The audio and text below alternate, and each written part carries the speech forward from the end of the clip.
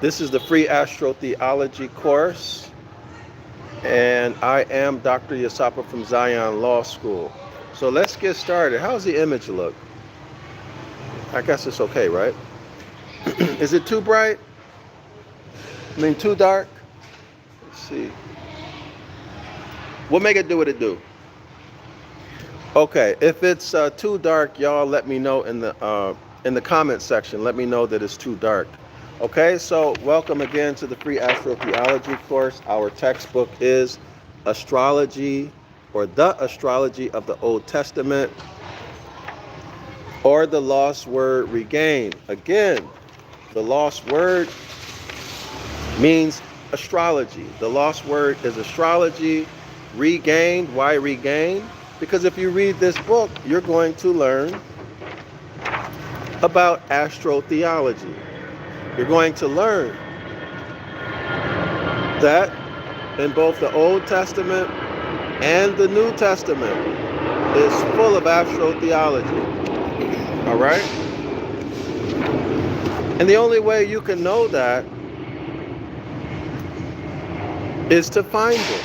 And the only way you're going to find it is through etymology and grammar rules, through philology, through an understanding of astronomy and astrology, and through having a knowledge of history, both secular and mythological history. That's the only way you're going to know it. Okay, and you need all three of those. Those are the three, I call them gospel busters. Okay, the Trinity gospel busters. Everything comes in threes, right, y'all? So here we are. Let's pick it back up. We are on chapter 3. The Great Pyramid, and I'm really excited to be in this chapter. The Great Pyramid, an altar to Ra, right ascension, Ra, or the Lord of Hosts. Now we covered what the Lord is, and we covered what host means. Host has reference to the heavenly bodies, okay? But in the Bible, you have been taught that this is a god, a deity, all right? The Tetragrammaton, or whichever one you are serving, okay? So, here are some of the hosts. Take a look at some of the hosts. So the Lord of Hosts. Uh-oh, hold on, y'all. Let me pull it up. The Lord of Hosts. Why isn't it? Hold on. Give me 1 second. Oh, I don't have internet. I don't have Wi-Fi here. Hold on, y'all. I have to get used to this new device I'm using. I'm not used to it. Give me a second.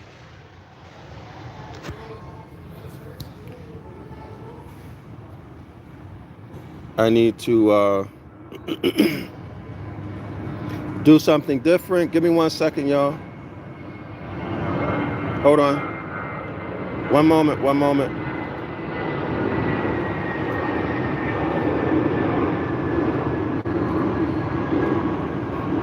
Sorry about that. I didn't, but let me see if I'm able to do it. Give me 1 moment. All right, y'all. Let's see. Hopefully this will work. Give me 1 moment. Let's see. All right. So hopefully I'm set up now. Let's see.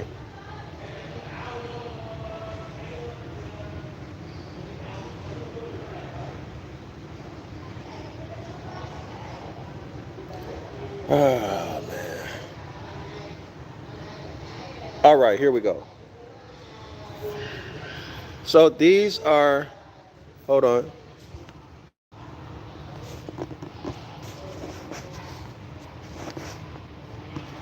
Okay, y'all.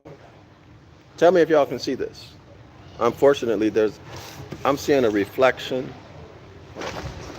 Give me 1 second. So can y'all see that image?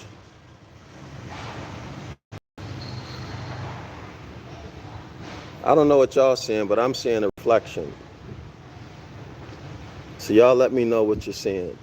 So these, DH writes, yep. Yep what? Yes what? Yes you can see it, or yes yes you only see the reflection? Okay, good. So y'all see the sun. This is the great central sun. In religion, the sun sun. Okay, thank you, DH. In religion, the sun sun is anthropomorphized or personified into deity, Jesus, Buddha, Apollo, Hercules. Okay, this is the great central sun. And do you see the planets? You guys see the planets? They are revolving around the sun. So the sun is the great central sun. You see, in terms of size, the sun is massively bigger than all of the planets. This is just our solar system. So the Lord of hosts would be what? The sun. The hosts are the stars. The stars are suns, right? And the planets. Okay, clear, everyone? This is the Lord of hosts that's been remixed into religion as a god. Jehovah, Yahweh, Yahu, Yahuwah, Apollo, Hercules, Jupiter, Isis, Zeus, etc., y'all, okay? That first planet closest to the sun is Mercury. So, all right, so let's continue. Let's go back. Okay, y'all? So here are the names of the planets. If you get some time, interested, just take a look. Y'all see the circular rings? The circular rings are the orbits of each planet. So this is where the Lord of the Rings come from. The Lord of the Rings is Saturn. Okay, and this is why we've been trained to wear a wedding ring to show honor and reverence to the planet Saturn. Okay, now y'all churches have taught you to do that. Your churches have taught you to wear a wedding ring. All right, and the Jewish people wear a, what is it called, y'all? A beanie? The little circle thing? The Pope wears a little circle thing? Same concept. DH writes, they're talking solar flares, destroying everything. Yeah. So everyone sees that? So you all have been deceived into giving your energy into worshiping a planet, Saturn, okay? Don't take my word for it. Y'all research it yourself. Okay? Now let's go back into the text. So let's pick it up on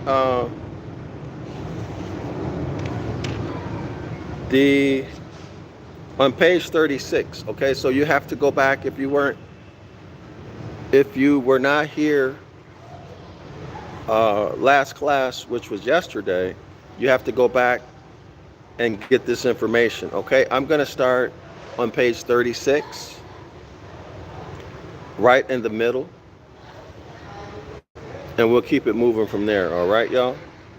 As a matter of fact, I'm going to start at the top of page 36. Okay, the words al, that's A-L, al, L, E-L, Allah, A-L-A-H, Elohim, are all words signifying the great and the only God, the central sun.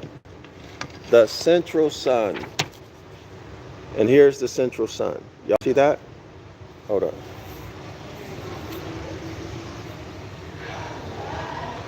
The central sun. So all, or al, El, Elohim, Allah, according to this author, are words that mean the central sun.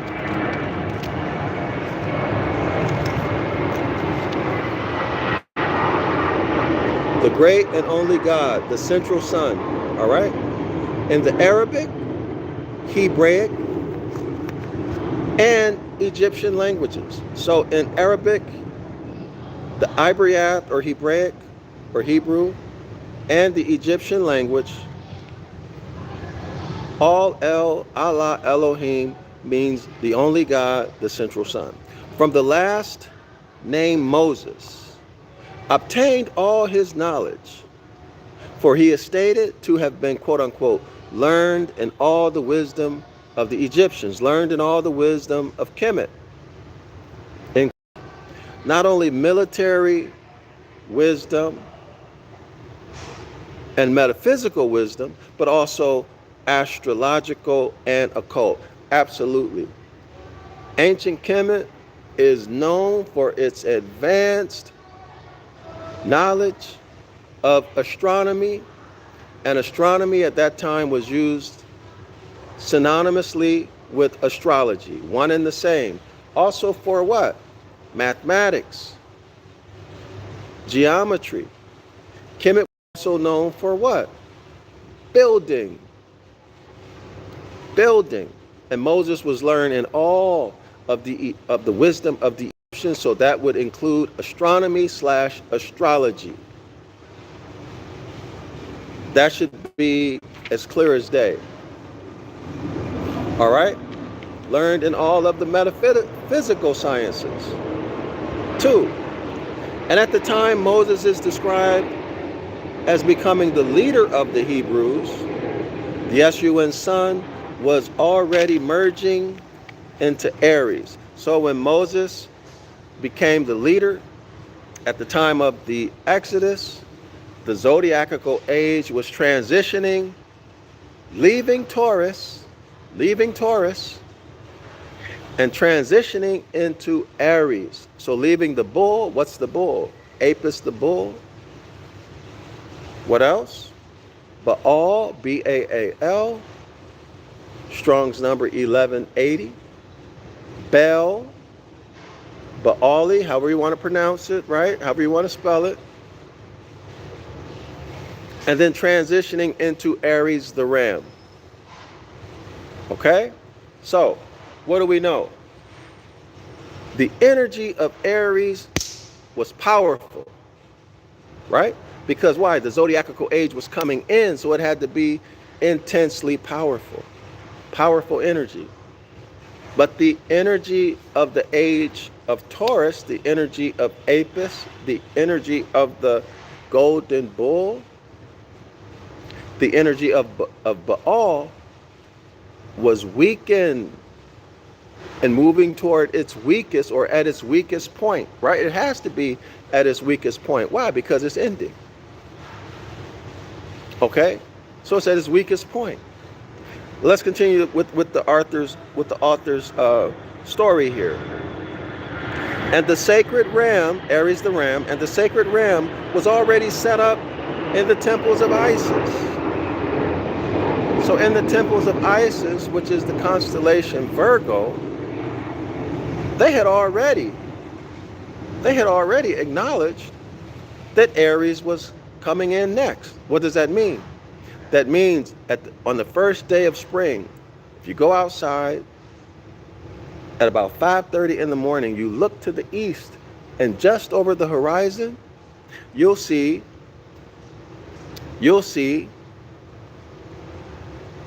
the bull, Taurus, telling you that you're in the zodiacal age of Taurus.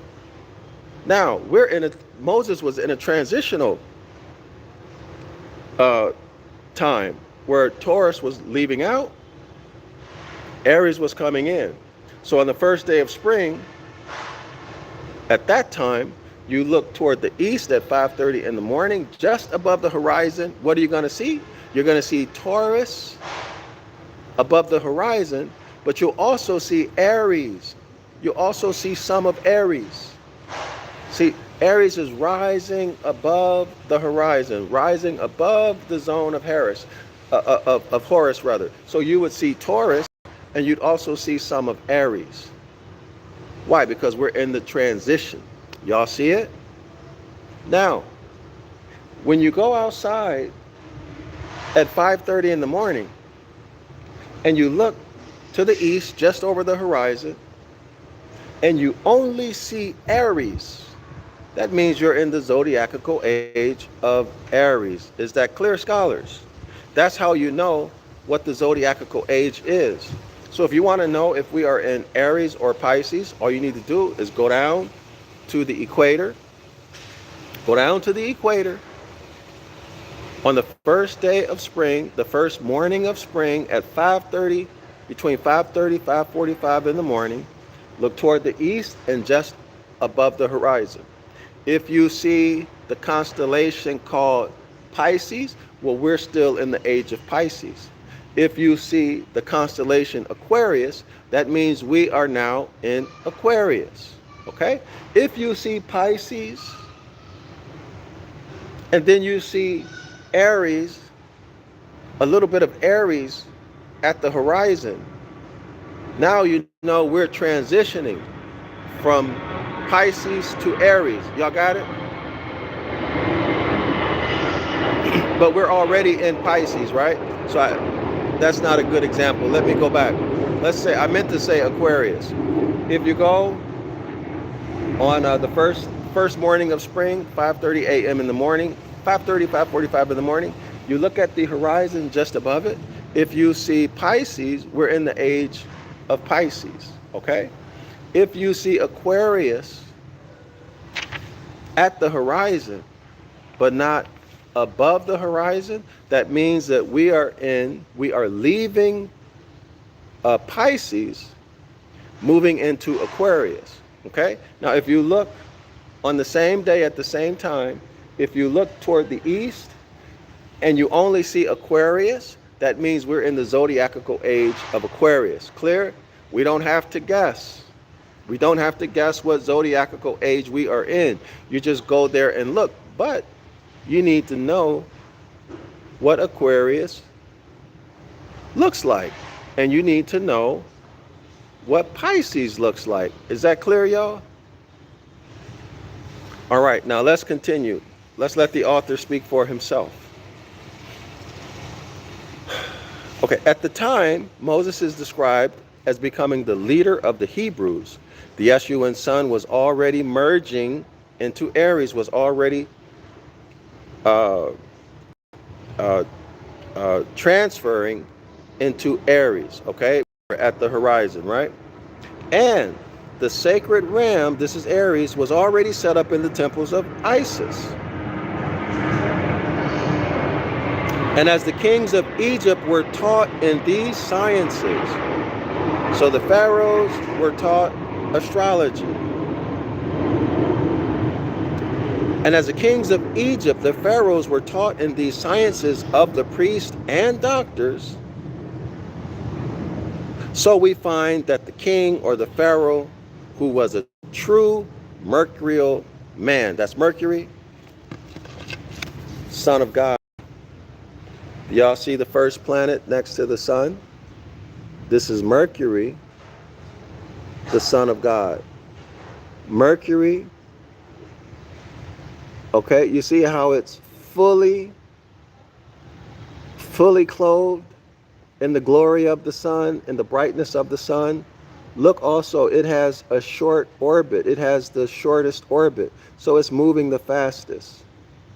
It gets the most sunlight of all the planets. So therefore, Mercury is said to be what? In the bosom of the Father. Of course, the Father is the great central sun, the tetragrammaton. All right, y'all see that? We covered this in this book maybe 5 or 10 classes ago. So anyway, let's continue, y'all. Let's continue.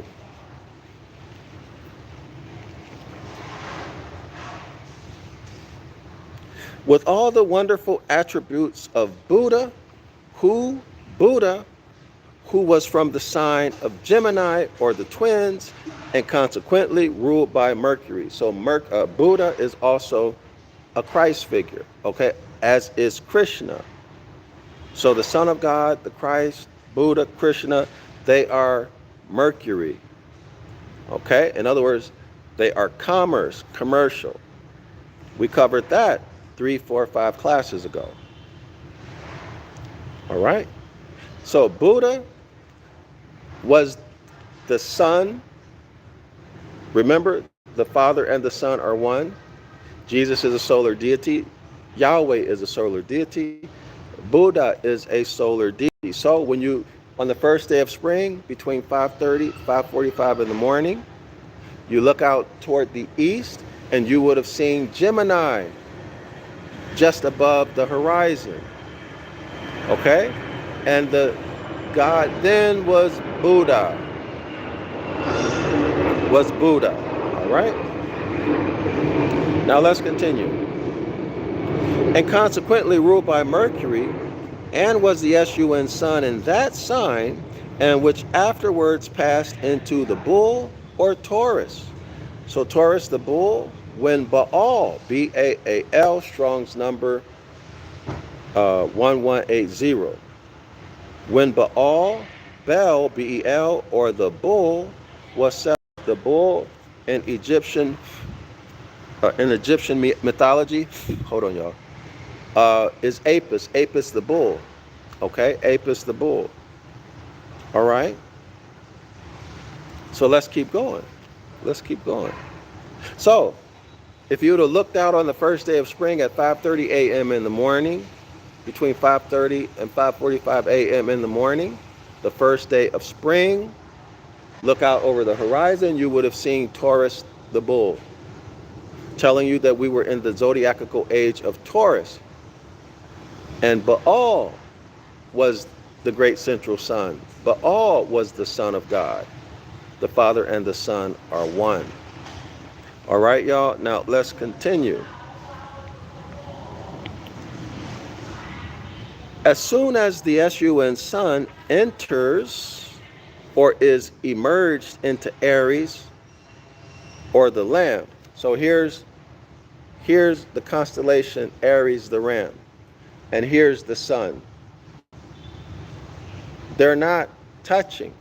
It's just that the sun is in front of Aries, but they're not touching, okay? All right, y'all? Just in front of. So now we say the sun is in Taurus, the bull. But it's not literally in Taurus, the bull. It's in front of Taurus, the bull. Okay? So it's in the house of Taurus, the bull. Or you can even say the mansion. All right, y'all? So let's continue.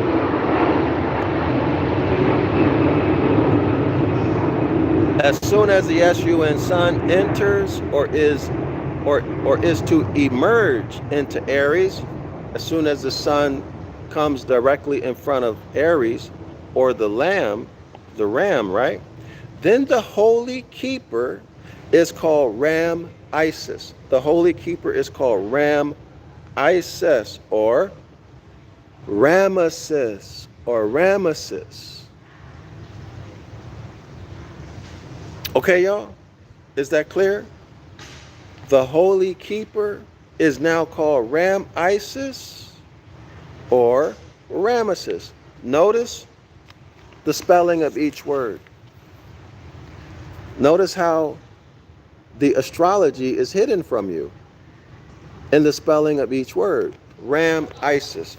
R-A-M hyphen I-S-I-S. Ram Isis. Ramesses. R-A-M-E-S-E-S. So they exchanged the I for an E and hid the astrology. Is that clear? Is that clear? Now, we've learned that E-S-E-S is Isis. It may have been in this book or it may have been in the Devil's Pulpit. I'm not sure. But we have learned that. But unless you know some astrology, this goes right over your head. You don't see the astrology or the astrotheology. But now you see it. Okay, now you see it. Your eyes are beginning to open. Ram Isis remixed as Ramesses, or keeper of the sacred ram. So Isis is the keeper of the sacred ram. Y'all see that? Isis is the keeper of the sacred ram. Now we read something else about Isis up here. Hold on, y'all. Let me find it to bring it to your attention. If I can find it really quickly, I'll bring it to your attention.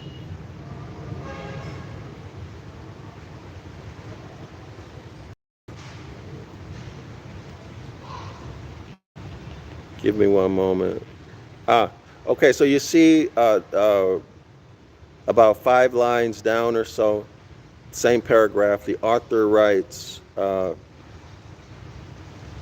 the sacred ram was already set up in the temples of Isis.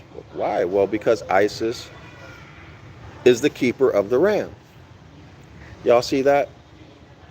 Because Isis is the keeper of the ram. Isis is Virgo, okay, the constellation Virgo. In religion and Christianity, Isis is Mother Mary, all right? The mistress or the whore of the sea, a hybrid, the mermaid, okay?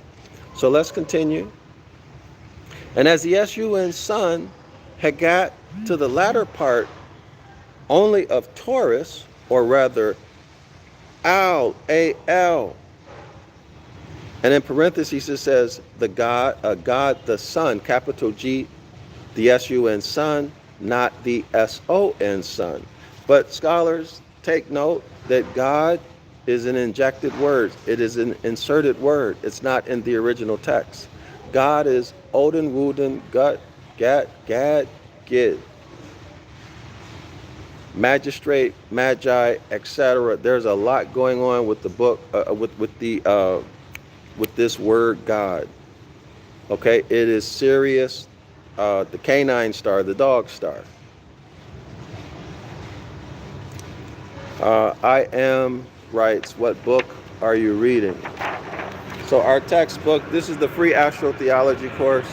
Our textbook is the Astrology of the Old Testament, or the Lost Word Regained. The lost word, of course, is astrology. The lost word is astrology. All right, y'all? Okay, so AL, that's the first pictograph in ancient Ibaryath, or the Phoenician Hebrew pictographs or scripts. All right, it is what? This book says it's a bull. Okay, so y'all go out and subscribe to 101 Ancient Ibaryath course. The link is in the description area of the video. You can learn all about the all. You can learn about all pictographs. Okay, the the la, everything. You can learn about this. You can see what the pictographs mean. You can learn their symbology. You can learn the cultural context, etc., etc., etc. This is the 101 Ancient Ibaryath course, but there's so much more you'll learn in that class. That's a streaming class. The link is in the description area of this video. Or you can go out and buy online. Go to Amazon right now until I get my website back open rather.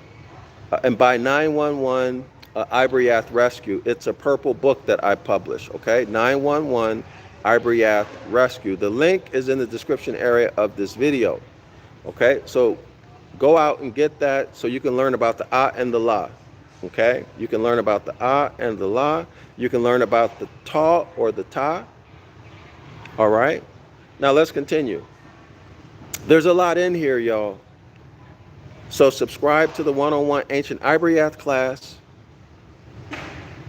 and or buy my 911 Ibaryath Rescue book to learn about the pictographs. And of course, come to class every Saturday at 10 a.m. Eastern Standard Time. I am writes, what's so significant about Phoenicia? I am, you go do it, you go research that yourself. All right, you go figure that out yourself. So let's continue. So, or rather, Al, the A and the La, quote unquote, God the Son, S-U-N, not S-O-N, was in Tau or Ta. And all Ta, A-L hyphen T-A-U, so these two words are combined, was the center of the Ta cross, or the Ta cross, okay? So the all Tau was the center of the Ta cross. And the true points of the cross fixed at that time were first, or R-A, R-A, right ascension. Okay, you can think Ra, right ascension, R-A. The earthly sign Ta is the bull, or the calf.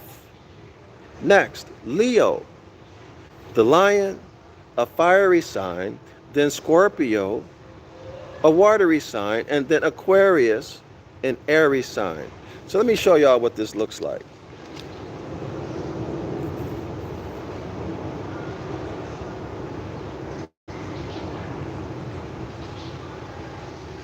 Give me 1 second.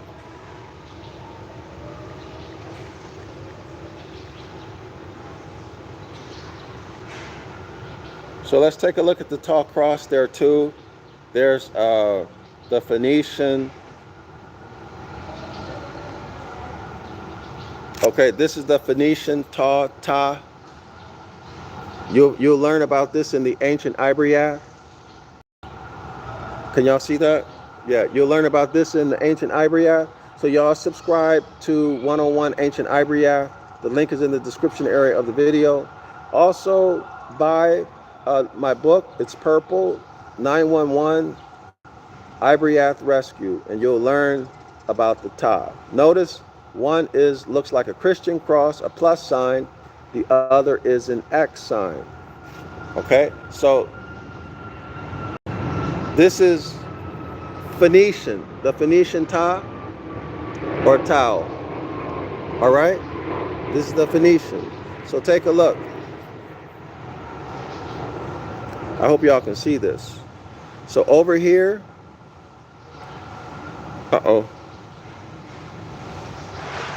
so over here, this is Taurus, Taurus the bull. Here, this is Leo the lion. So Taurus the bull, Leo the lion. Down here, this is the eagle or Scorpio. Hold on. So right here is Scorpio, and then this is Aquarius. All right, so we have the bull, the bull's head, the lion's head, the bull, the lion's head, the eagle's head, and the head of a man, Aquarius. Okay, these are the 4 living creatures in the book of Ezekiel and in Revelation. All right, the book of Ezekiel and Revelation. Clear? Then there's the Greek Tau. I don't find it necessary to do the Greek Tau, but some of y'all might get confused. So I'll show it anyway. Y'all know the Greek is just a hustle. It's a remix. All right. So here's the Greek Tau. That's the Greek Tau. All right. We're not interested in that. We're in the Phoenician. Okay. Now these are all crosses used to crucify people according to the history. So for example, this is the Greek Tau cross used to crucify. Y'all see that? That's the Greek Tau cross used to crucify. Now the Phoenician Tau cross looks like St. Andrew's cross. Here's another Greek Tau cross. All right. So now remember, we're looking at the 4 living creatures in Revelation chapter 1. I'm sorry, in Ezekiel chapter 1 and in the book of Revelation. Is it clear?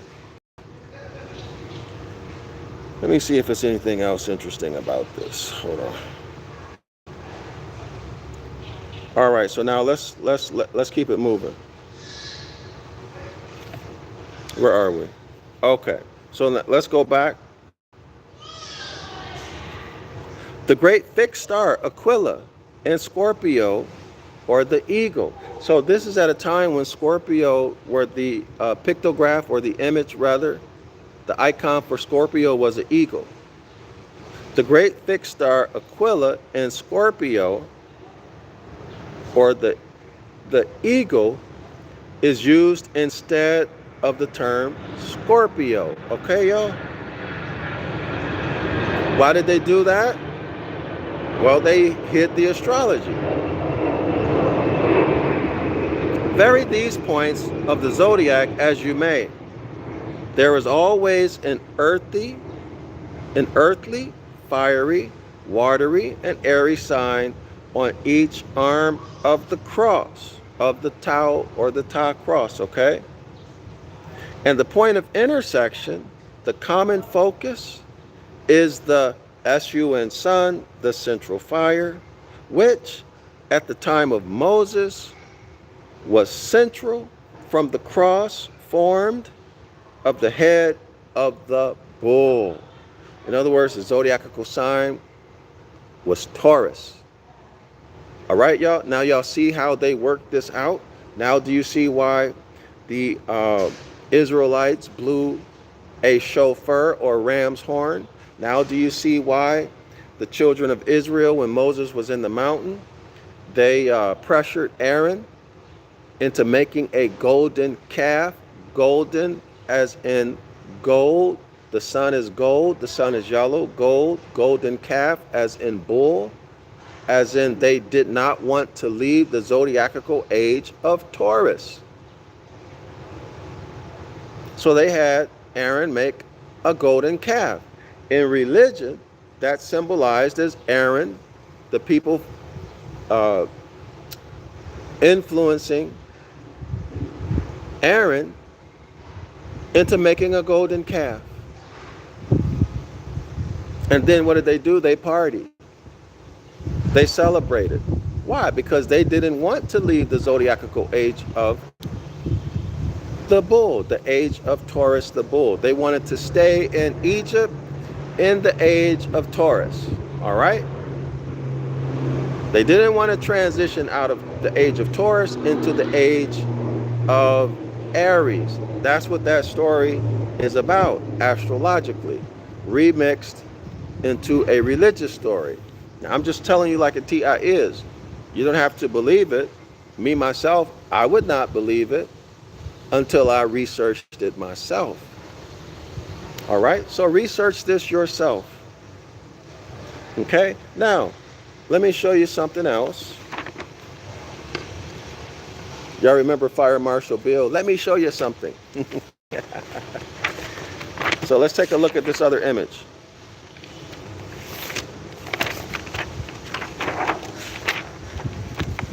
All right, hold on. So here we are. This is in the front of the book, the front of our textbook. Take a look. Y'all see the cross and the X where my finger is? The X is the Tau. The cross is the Christian cross. The vertical line is the solstitial line, which is the summer and winter solstice. The horizontal line is the equinoctial line, the vernal and autumn equinox. Okay? Now y'all see where the X and the cross, y'all see where they all intersect in the middle? That's where the sun resides. That's where the great central sun is. This is what the author talked about in the paragraph, the great central sun. If you look closely, you'll see there's a circle there. Can y'all see that circle right where the lines intersect? All right, that's the great central sun. This is where God dwelleth between the cherubs. And the X, the Ta or the Tau, the X, those are the four living creatures. It is the cherubim. Okay? Or some people just call the X the cherub. All right? God dwelleth between the cherubs. All right? The great central sun. All right, you can correlate this with Isaiah chapter 19, verse 19, 20, 21, 22, and 23. All right, so let's go back to it.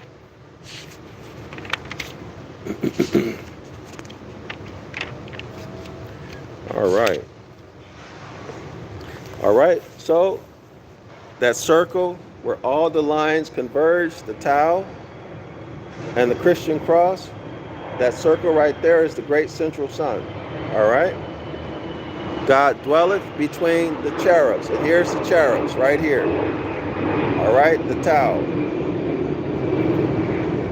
Or the Ta. So y'all make sure y'all go out and buy 911 Ancient Ibaryath Rescue. Learn about the pictographs, the symbology, the meanings, pronunciation, everything. All right? The images or icons, how to, practice writing the pictographs. In the 101 Ancient Ibaryath course, you learn the cultural context. All right? You'll learn a lot. I think in that course, there are 200 plus. I forget how many vocabulary words you get, but it is jam-packed. And it's going to show you, you're going to get a sense of how the Bible scribes have lied to you. All right? Anyway, let's continue. Where are we? Okay, so back to chapter 3. Okay, page 36. Let's keep it moving.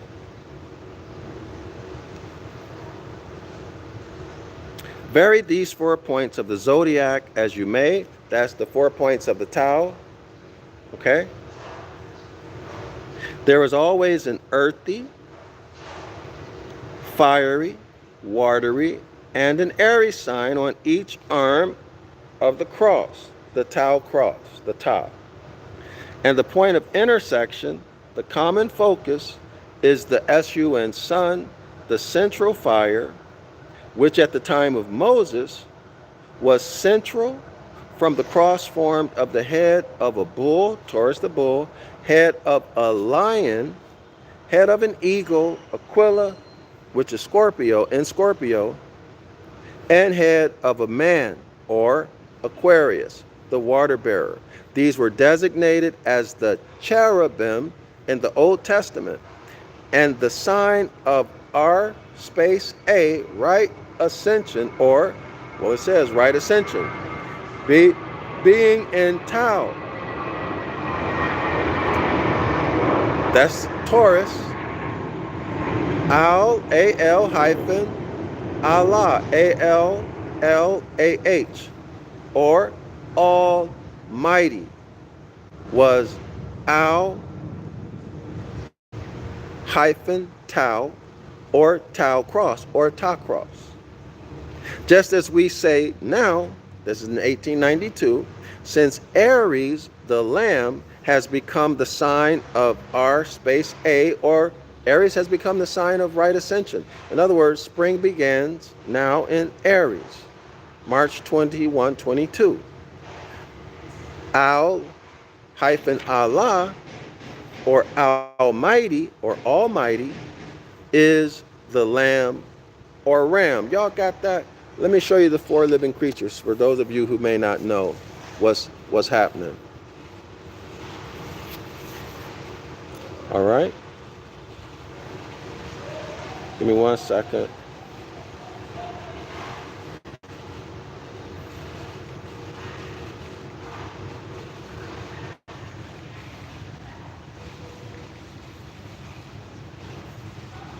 All right. So here are the 4 living creatures. Y'all see the bull? Y'all see the 4 living creatures in Ezekiel? Well, these are the 4 living creatures in Revelation 2. So these are the cherubim. Everybody see that? See, it's astrological, not hocus pocus, newspaper horoscope, not devils and demons, not at all. It just has to do with natural phenomena. We call them seasons. The 4 seasons: winter, summer, spring, and fall. All right, and that it ain't nothing more than that.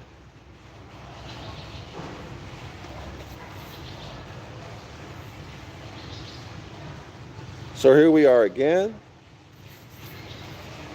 The four living creatures, or what, y'all? The cherubim. In Ezekiel chapter 1 and also Revelation. It may be Revelation 4. I don't remember exactly the scripture. So let's take a look. There's a picture that's really good. I hope I can find it and show y'all. Hold on.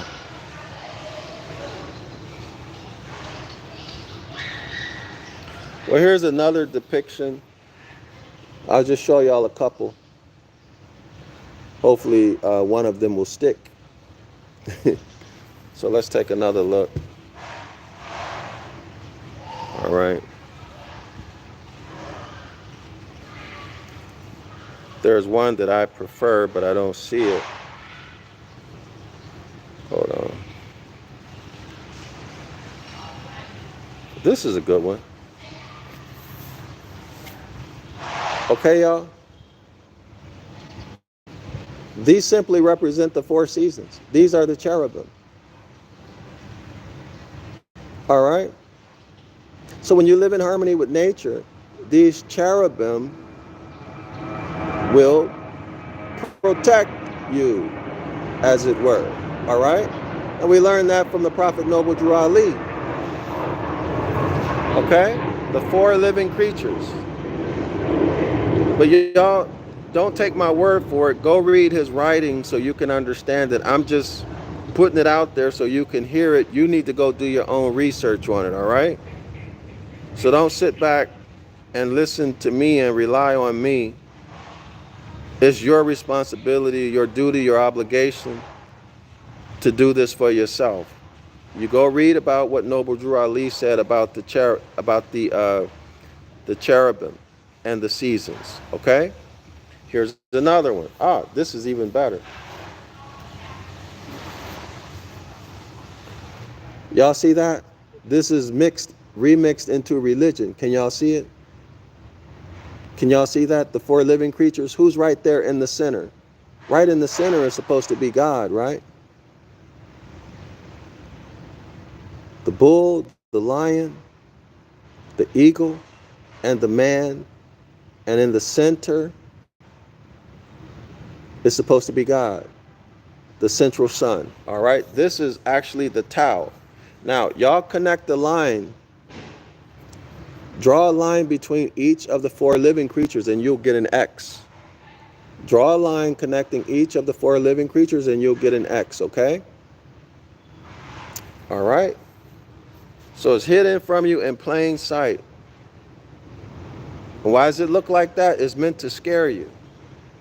So you don't go researching into astronomy and astrology. That's why they did it like that, to scare you to death. Because why? They know that you are superstitious and you think that this is evil because you've been trained to think that it's evil.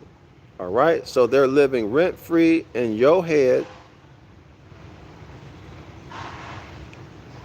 and determining what you're going to think, and thereby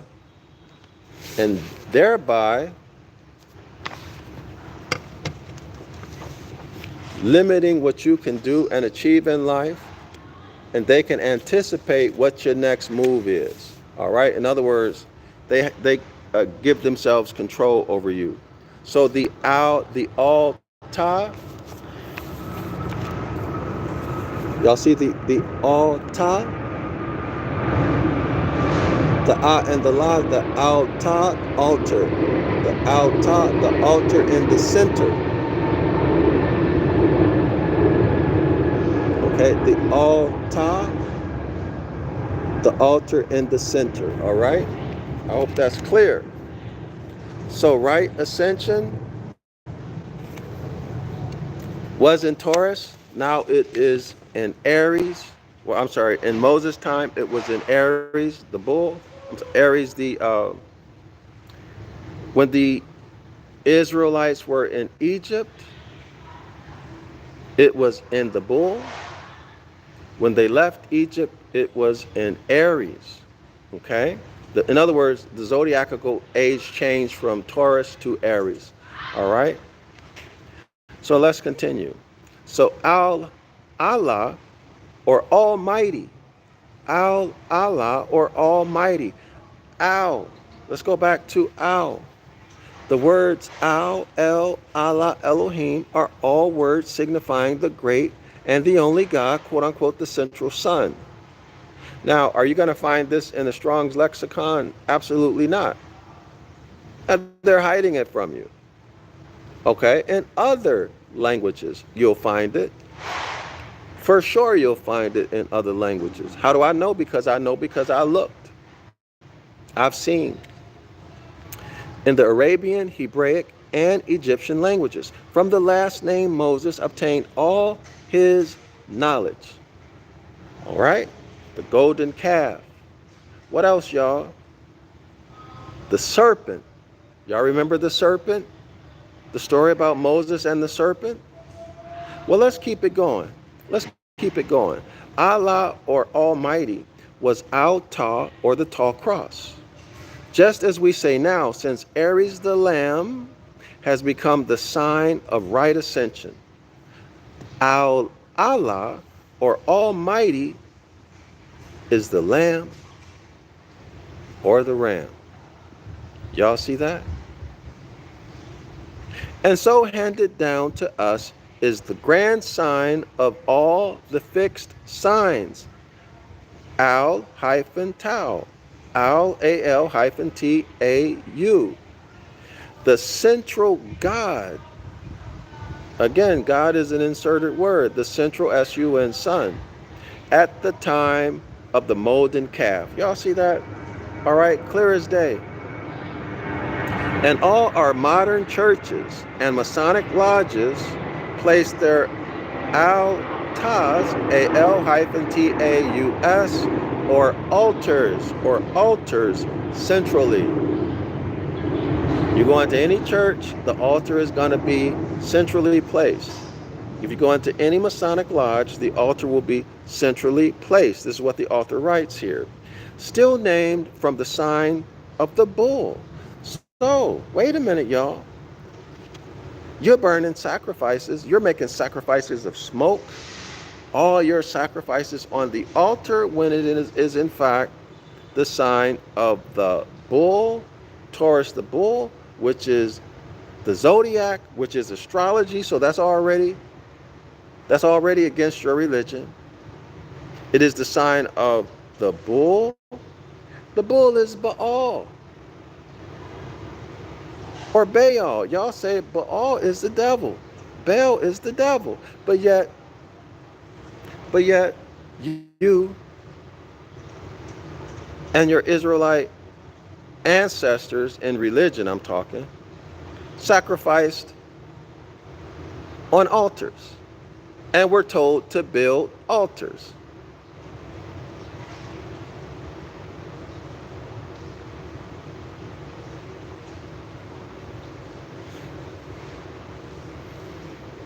And not only that, but the Tetragrammaton.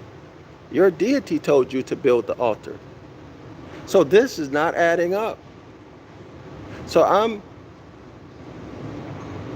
hopeful that you will use your critical thinking mind, your faculty for critical thinking, your faculty to ask questions to determine whether something is true or not. So that you can come to an intelligent conclusion as to whether these altars are against God, devil worship, or not. Or if it's just a science where you acknowledge the zodiacal age that you're in. You acknowledge the zodiac sign that you ascended into the earth plane on. Right? And all of the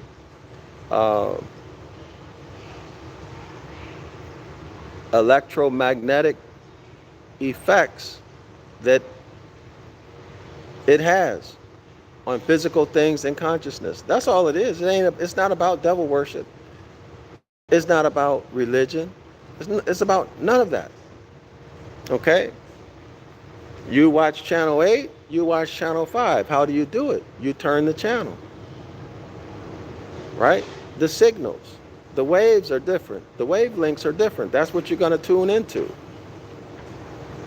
That's all this is.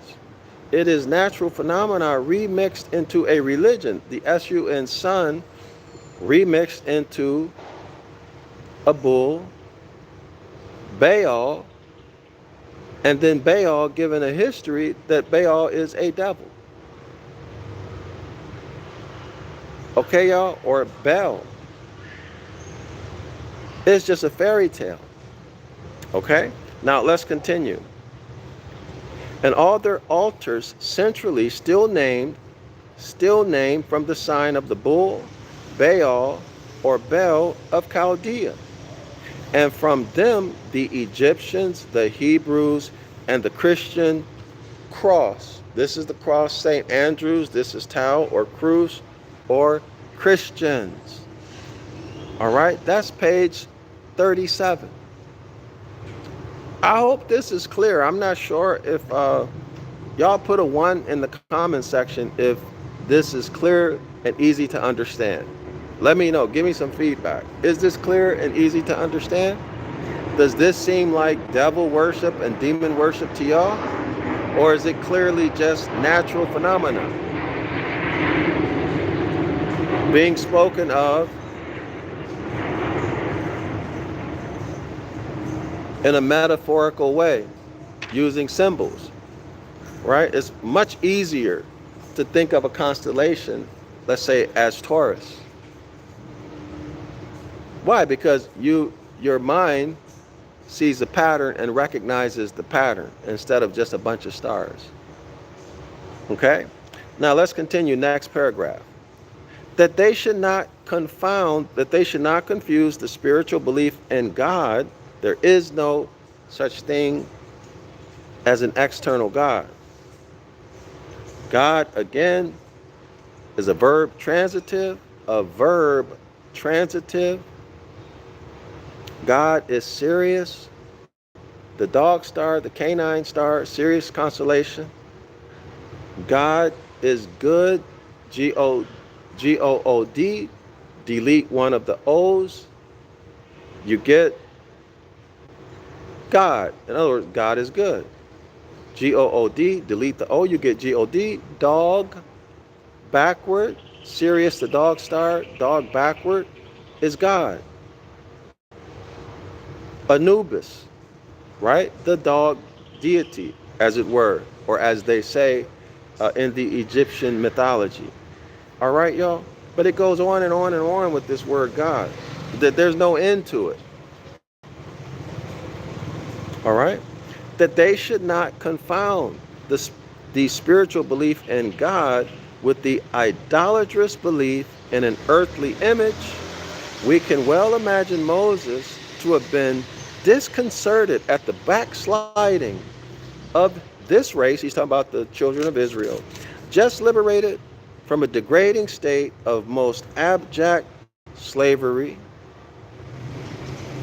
who could not comprehend a God they could not see, could not comprehend a God whose glory was inconceivable. Oh, wait a minute. So they couldn't even imagine an external God? Well, why? Because that was a foreign concept to them. I keep telling y'all that this external God, this religious stuff, where you need to pray to an external God and have a middleman, a priest class, this is new. It is not ancient. It is not ancient at all. Our ancestors looked at the cosmos as natural phenomena to be observed and studied, not to be worshipped.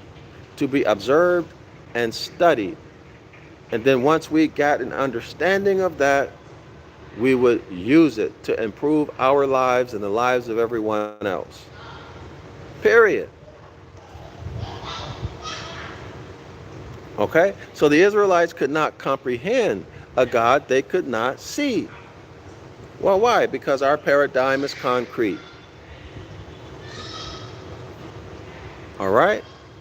Could not comprehend a God whose glory was inconceivable and so different from all they, as well as the ignorant and lower and uneducated of Kemet, considered as deity. For the knowledge of the true and only God was kept from the masses by the priests and only known to themselves, just as is today. Now, that's not true because astronomy slash astrology, and I'm using the words, they mean the same thing interchangeably, was known by everybody. Everybody used a farmer's almanac, an astronomical book to tell you when to farm, what to farm, how to farm, all of that.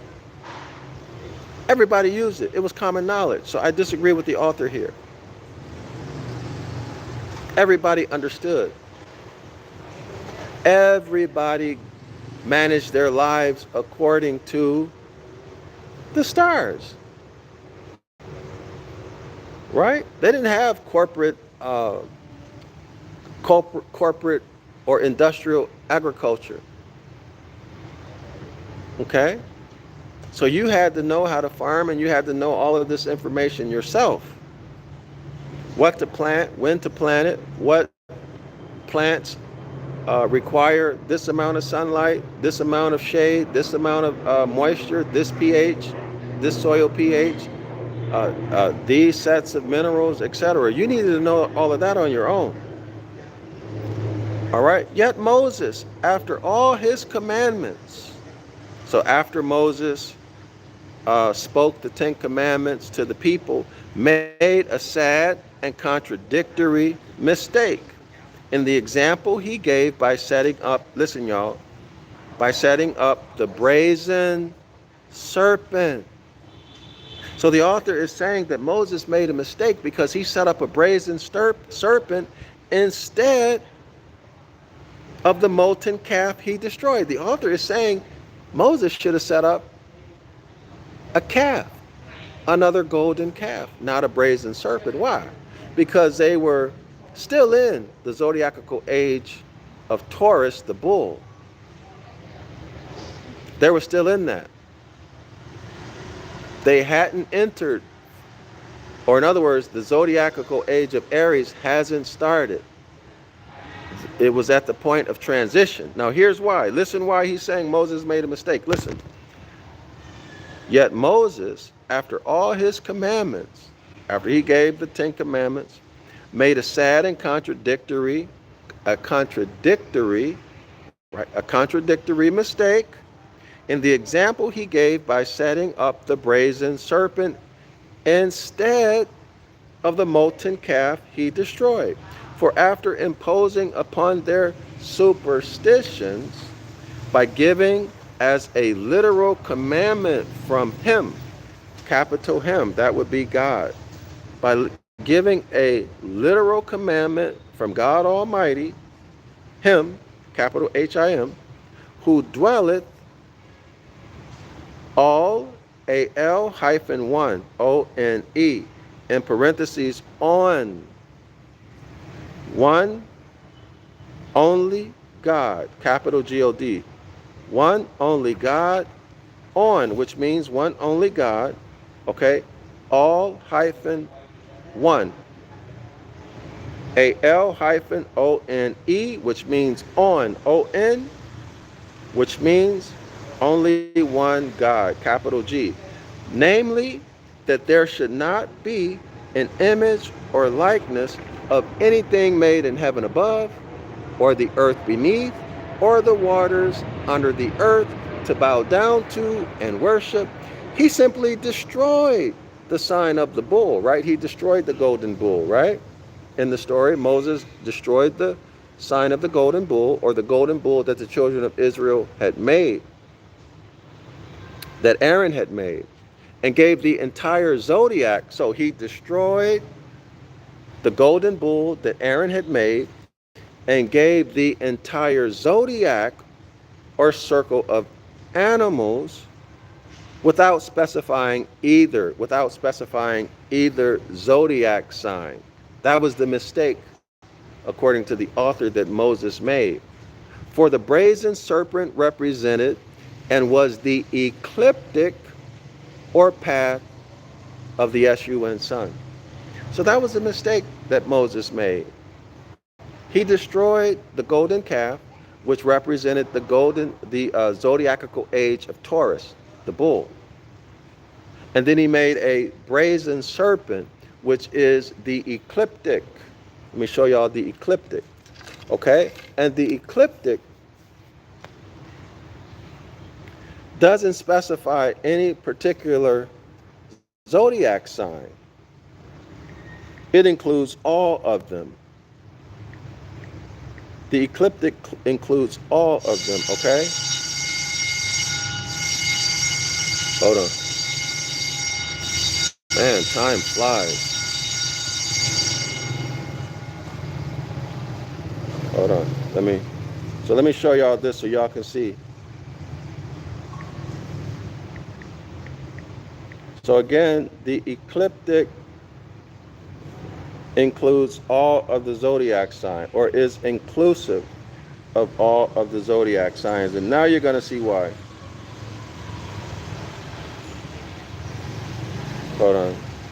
I'm trying to find a good picture for y'all.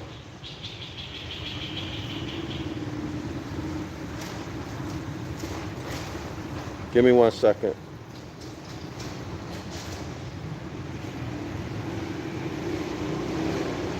Hold on. We'll find a picture that's easy to understand. One moment. I think I found one.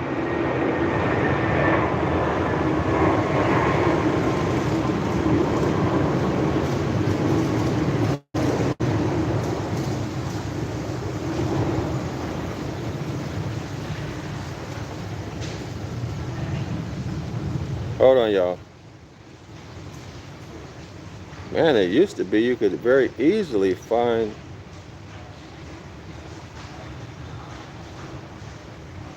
man. All right, so let's just do this one.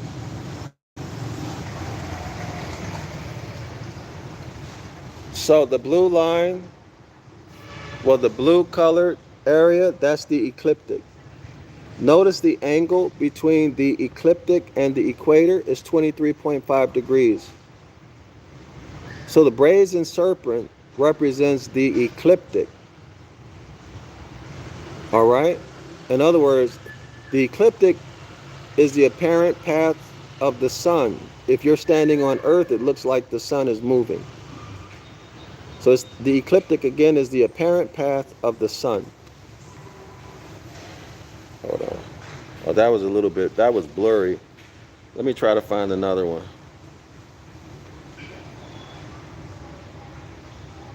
Hold on.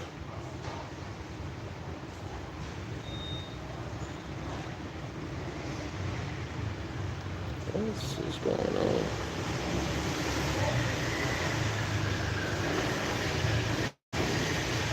All right, here we go. Do y'all see the blue? The blue shaded area, that outline line where it says ecliptic, that's the ecliptic. That's the brazen serpent. The ecliptic is the brazen serpent. All right? So that's the pathway of the sun. So the sun following along that path, remember, this is, let's say, Taurus. This is the constellation Taurus, and this is the sun. The sun is not in Taurus. It's not touching Taurus. It's in front of Taurus. But it's on the ecliptic, the apparent path of the sun. Okay? All right? So this is the ecliptic. Wherever the sun is, the sun will always be on the ecliptic. The zodiac sign will change, but the sun is still on the ecliptic. And the ecliptic is at a 23.5-degree angle relative to the celestial equator. Okay, y'all? So the ecliptic again is the brazen serpent. All right, and the sun will pass in front of each of the 12 zodiac signs as it goes through its path. So this is why the author is saying Moses made a mistake. Okay? Because it's not specific. According to the author, Moses should have made what? He should have kept the golden calf or made another one instead of making a brazen serpent. Both are astrological. Both are astrological. The brazen serpent represents the ecliptic, and the golden calf represents the bull, the zodiac sign Taurus. All right? Both are astrological. Okay? That's the author's point. For the brazen serpent represented and was the ecliptic, or the path of the sun sun. Still Moses continued the cherubs because they are fixed and unalterable signs. Remember the Tau, the bull, the lion, and then here the eagle, Scorpio, and then here the man, Aquarius. All right? The all Tau, the altar, and in the center of the Tau and the Christian cross, which represents the summer solstice and the winter solstice, the solstitial line, and then horizontally the equinoctial line, autumn equinox, vernal or spring equinox, the Christian cross, and the Tau, and that point in the center is where the central fire is. The central fire is the sun. Okay, y'all? And God dwelleth between the cherubs. All right? Is that clear?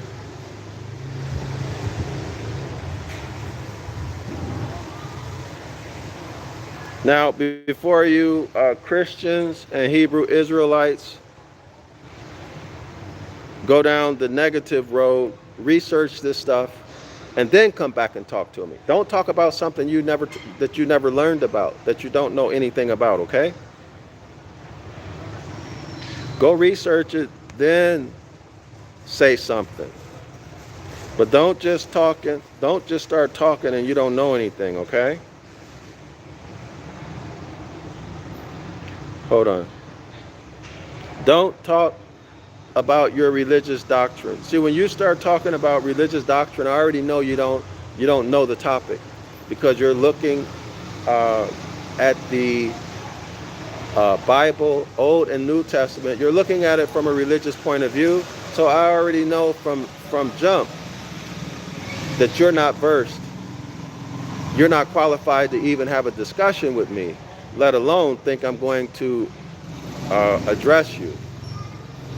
And you're crazy if you think I'm going to debate you. Like Dr. Clark said, I only debate with my equals. All others I teach. All right? So let me see, y'all, if I can find a good image for y'all. But in all seriousness, scholars, study, okay? Learn something. Don't come in here spewing your religious doctrine. I'm not interested in that, all right? So here's the central sun and the orbits, okay? This is an image of that. Y'all see the central sun? So this is the owl, A-L, the owl, the ancient Ibaryath pictographs, the A and the La.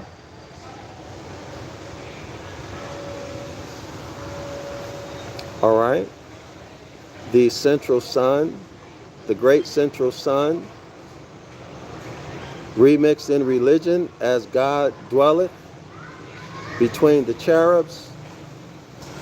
All right. The ring of fire. That's why y'all have been trained to wear. That's why y'all have been trained to wear wedding rings in homage of the planet Saturn. Okay? Let's keep it going.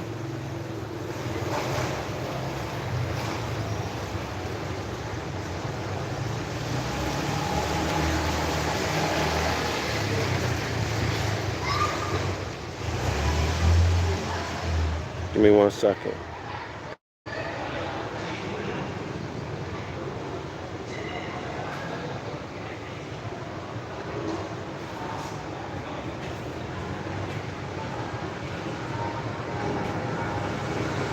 Okay, so let's take a look at some of the crosses.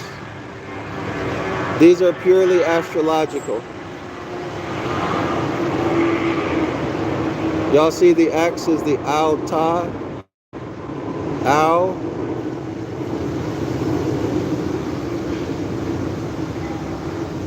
You see the X and the regular Christian cross?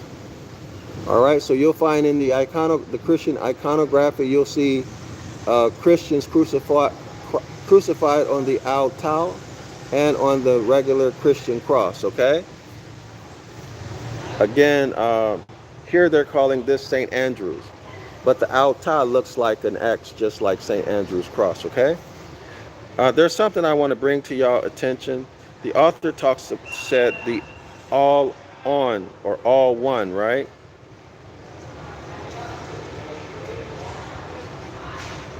Let's go back to that.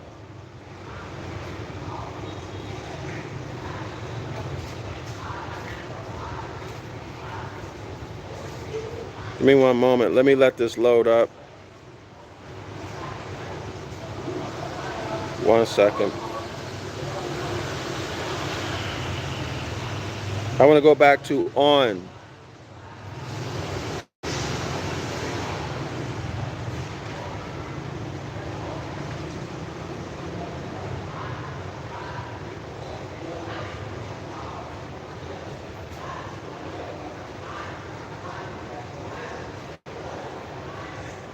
One moment. Let's go back to on. I'm looking for an image. I don't see one. So let's go to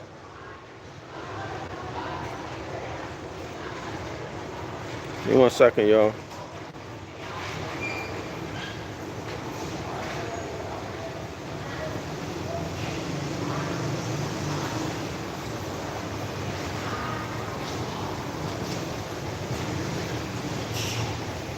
The city on, as we learn in the Devil's Pulpit, the city of the sun or the Heliopolis. All right, that's where that's coming from. But I'm looking for a good picture for y'all, or something good so y'all can see it for yourself. It's always good to visualize.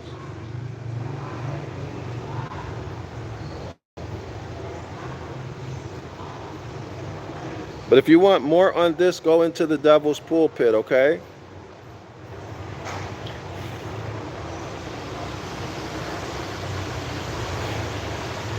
Hold on.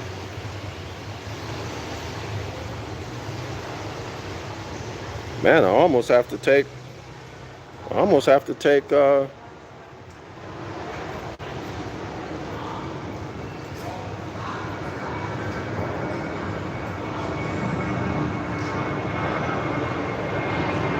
wow, they hide so much stuff. They make it so difficult to find just basic things.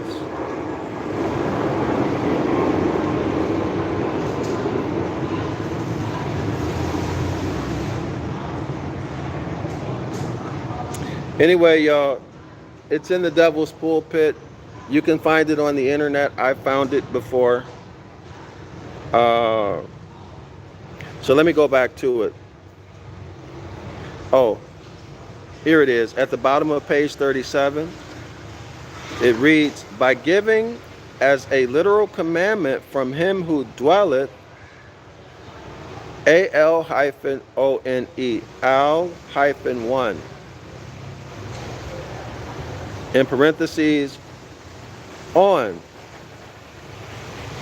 one only God. All right?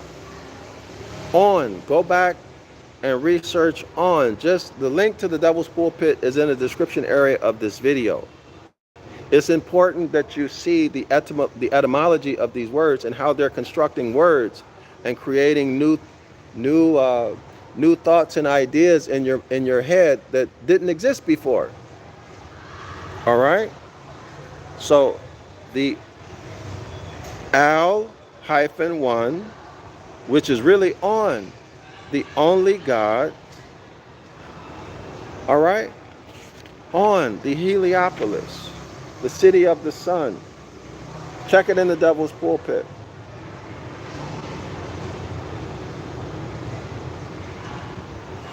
So let me see. So this is what I don't like about his book. This is the shortcoming of his book. He doesn't give enough etymology. So unless you know about on, you know, the being, on, etc., you won't know what he's talking about. Okay? All right, so let's continue. So Moses made a mistake, for the brazen serpent represented and was the ecliptic, or the path of the sun. Still Moses continued the cherubims because they are fixed, unalterable signs. So do the chapters of Freemasons today. The Catholic Church knows well its meaning, and also that of the Lamb, that's Aries, and revived the old idolatry of the image of the cross. Y'all remember, before it was a man on the cross, it was what? A lamb. You see the cross and a lamb. All right?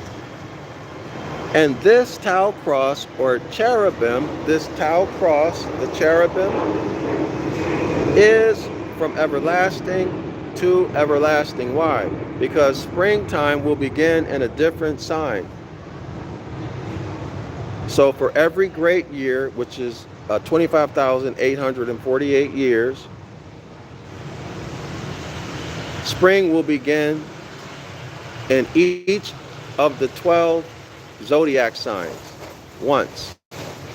So 12 times 2,154 years, or whatever number the ancient Chaldeans, our ancestors, said is a zodiacal year, a zodiacal age rather. You just multiply that by 12. And then that gives you a zodiacal age. I'm sorry, that gives you a great year. All right? So 12 times 2,154 tells you the number of years in a great year. All right? In other words, there are 12 zodiacal ages in one great year. All right? So let's see. Yes.